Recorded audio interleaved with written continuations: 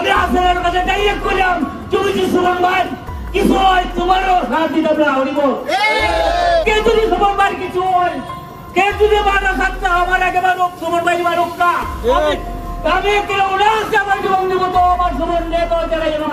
Barrister সুমনের কিছু হলে স্বয়ং প্রধানমন্ত্রীকেও ছাড় দেওয়া হবে না বলেছেন ব্যারিস্টার সুমনের একজন হিন্দু ভক্ত। তো দর্শক, বিষয়টা আসলে কোন জায়গায় গিয়ে পৌঁছে গিয়েছে সেটা আপনারা আন্দাজ করতে পারছেন কিনা আমি জানি না। তাদের একটাই স্লোগান যে আমাদেরকে মেরে ফেলা হোক, তারপরও ব্যারিস্টার সুমনকে মরতে দেওয়া যাবে না। আসলে জনগণের এতটা কাছে গিয়ে পৌঁছেছেন ব্যারিস্টার সুমন, যার কারণে সরকার যদি কোনো পদক্ষেপ না নেয় তাহলে স্বয়ং সরকারকে হুমকি দিয়েছেন ব্যারিস্টার সুমনের এক হিন্দু ভক্ত। এই জন্য আমরা কথা বাড়াবো না, আমরা সর্বপ্রথম দর্শক সেই ভিডিওটাই দেখব। বিশেষ করে যারা ব্যারিস্টার সুমনকে ভালোবাসেন এবং ব্যারিস্টার সুমনকে পছন্দ করেন তারা অবশ্যই আজকের এই ভিডিওতে লাইক দিয়ে ভিডিওটা দেখা শুরু করেন।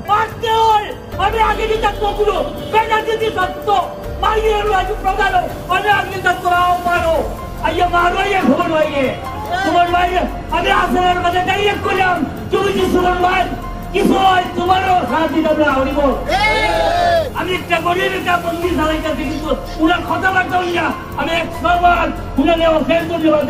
এই যে মা বুঝা কষ্ট করতেছে উনাকে সৎমানের দিকে উনার অশেষ মঙ্গল কামনা করি। এই রাজ্যে আমি অশেষ ধন্যবাদ দিই। সুমনকেই হত্যা করার হুমকি দেওয়া হচ্ছে না, হুমকি দেওয়া হচ্ছে ন্যায়ের প্রতি যারা কথা বলবে, ন্যায়ের প্রতি যারা চলবে, যারা ন্যায়ের জন্য প্রতিবাদ করবে তারা আমাদের ভাষাকে স্তব্ধ করে দেওয়ার কথা যেটা আমাদেরকে জানিয়ে দিচ্ছে। আমরা যারা ব্যারিস্টার সুমনকে অনুসরণ করি, আমরা যারা ব্যারিস্টার সুমনকে হবিগঞ্জের গর্ব হিসেবে যারা অনুপ্রেরণায় আমরা তার দেখানো পথে চলতে চাই, তাহলে তো আমাদের পথকেও তারা থামিয়ে দিতে চাচ্ছে। শুধু আমার মনে হয় এটা ব্যারিস্টার সুমনকে হত্যা করা হচ্ছে না, হত্যা করার হুমকি দেওয়া হচ্ছে না, এটা আমাদেরকেও দেওয়া হচ্ছে। আমরা যারা ন্যায়ের পথে চলে চলতে চাই, আমরা যারা ন্যায়ের পথে প্রতিবাদ করতে চাই, আমাদের প্রত্যেককে রাজপথে আমাদের চলে আসা উচিত এবং এটা সুস্থ কমিটি গঠন করা না পর্যন্ত আমাদের এই রাজপথ না ছেড়ে দেওয়া উচিত। আমি সবার কাছে, আমি জেলা প্রশাসক মহোদয়ের কাছে আমি অনুরোধ করতে চাই, আপনি অতি সত্তর একটি সুস্থ তদন্ত কমিটি গঠন করুন। কেন ব্যারিস্টার সুমনকে হত্যার হুমকি দেওয়া হবে, তার অপরাধ কি, সেই তদন্ত বের করতে হবে। আর যতক্ষণ পর্যন্ত সেই হুমকিটাকে অ্যারেস্ট না করা হবে, আমরা শুধু মানববন্ধন নয়, রাজপথ আমরা নিয়ে নিব। আমরা সবাইকে একত্রিত হয়ে ব্যারিস্টার সুমন আমাদের হবিগঞ্জের গর্ব নয়, আমাদের বাংলাদেশের গর্ব। ব্যারিস্টার সুমন আর তৈরি হবে না। যেভাবে আমরা বাতিলপুরা বঙ্গবন্ধুকে হারিয়েছি, আর বঙ্গবন্ধুকে পাই নাই, আমরা আর ব্যারিস্টার সুমনকে আমরা হারাতে চাই না। ভুলে যাবেন না, সরকারকে আমরা বলে দিতে চাই, যদি সাইদুল হক সুমনের উপরে কোনো ধরনের কোনো মামলা ঝামেলা কিংবা হত্যার পরিকল্পনা হয় তাহলে হবিগঞ্জবাসী নয় গোটা বাংলাদেশ রাজপথে নামবে। দিন আসে দিন চলে যায়, দিনের পর দিন পরিবর্তন হয়, এদেশের মানুষ মেনে নেবে না সেই সাইদুল হক সুমনের উপর যে নীল নকশা তৈরি করা হয়েছে তা থেকে সরে যাওয়ার জন্য আমরা অনুরোধ জানাচ্ছি। এখন দেখতে পাচ্ছেন শুধু হবিগঞ্জের মানুষ নেমেছে, সিলেট বিভাগের মানুষ নেমেছে, এক এক করে গোটা বাংলাদেশে আন্দোলন করবে এবং যারা সেই নীল নকশা তৈরি করেছে তাদের বিচার করতে হবে জনসমক্ষে। আমরা দীর্ঘদিন দেখেছি, কিছুদিন আগে হবিগঞ্জে একটি হত্যা হয়েছে, একজন মহিলাকে মারা হয়েছে, তার আমরা কোনো কিছু পাইনি, আমরা বসে আছি। কিন্তু সাইদুল হক সুমন তার অনেক পূর্বে, তাকে নিয়ে যদি কোনো ধরনের কোনো কিছু হয় আরেকটি ৭১ হবে বাংলাদেশে এবং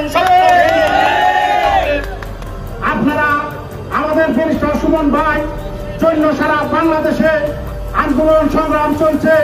আশা করি অবিলম্বে যারা হুমকিদাতা এদেরকে গ্রেফতার করা হবে। আর একটা দুর্ভাগ্য আমাদের হবিগঞ্জ জেলাবাসীর জন্য, হবিগঞ্জের যিনি মেহনতীয় সাধারণ মানুষের জন্য চিন্তা করতেন, আমাদের সাবেক মুখ্যমন্ত্রী শাহ এসএম কিবরিয়াকে বত্তার বাজার এটা সাধারণ জায়গাতে হত্যা করা হয়েছিল। আজকে আমাদের যে মাননীয় এমপি সুমন ভাইকে আমরা হারাতে চাই না।